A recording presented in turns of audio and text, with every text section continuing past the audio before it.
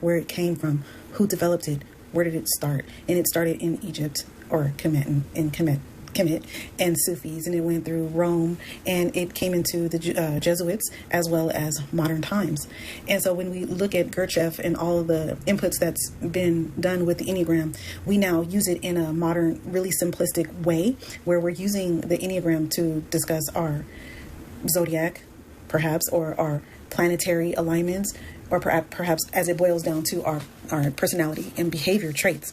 But the Enneagram is far more than that. It is a system based on numbers, and based on a sequence of numbers surrounded by the numbers 3, 6, and 9. It is also an energetic system, and it indicates a universal note, such that there could be something called a universal keyboard, which we are a fractal of. And so when we look at these numbers, we look at sounds. We have to think of them in terms of sounds and in terms of producing a cymatic or fractalized pattern, whereby we have the body, the heart, the head, but we also have the body, soul, mind, and we have other trinities which explain the essence of our power here.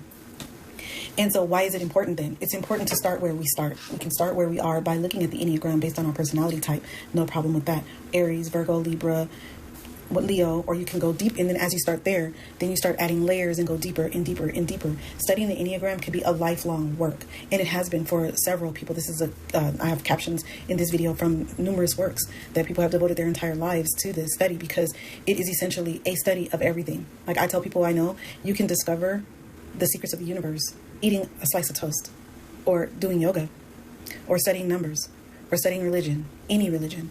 You could learn by being what we call, quote unquote, a bad boy, bad girl. You will discover the secrets of the universe because you are encoded with it. We're encoded with it from every single step, from top to bottom.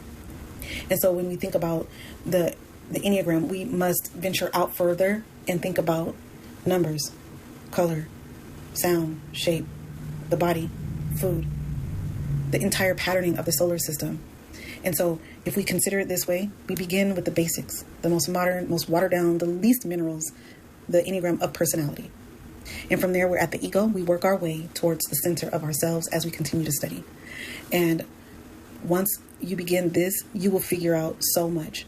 Like I said, anything you point to can point you home, as long as you focus on it as the internal, as it's pointing to something about you, not celebrating or worshiping something external to you. You could take a triangle and just look at a triangle or the seed of life and imagine, enliven it, invigorate it, make it personal, bring it home to you, meditate with it, draw it, create a sigil for yourself for meditation, buy a rug for your meditation with these specific symbols that resonate with you.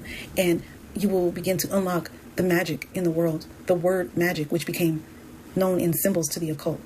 And you'll be able to see why people have dedicated their lives to the Enneagram and its uses in our day-to-day life. There's so much to unpack in the Enneagram that I believe this is what Nikola Tesla was discussing. Personally, I do believe that he was discussing how knowledge of the 369 points back to vortex math and points back to the secrets of the universe being the energy flow and dynamics of the 3 with the balance of the 6 and the stability of the 9. And I believe that these are rules, basic rules of the matrix in which we're in. And I think that he was pointing to that as a certain underlying code of reality and how it structures out and produces everything from planets to people to trees to lungs to ants, insects, dirt, soil, water. Because if you look at this pattern and you play with it, you will start to see the patterns of life unfolding.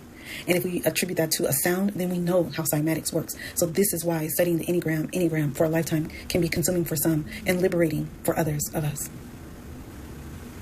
If you want to know the secrets to the universe, study the 3, 6, 9, and vortex math, and the Enneagram. Rules of the matrix. If we consider reality as a holographic or artificial construct, these systems could be seen as the rules or codes that help us understand and interact with this construct. They offer a means to decode the patterns and structures that shape our experiences. These systems would help us to navigate our lives on a superficial level, on a physical level, and on the deepest level possible on our soul journey. They provide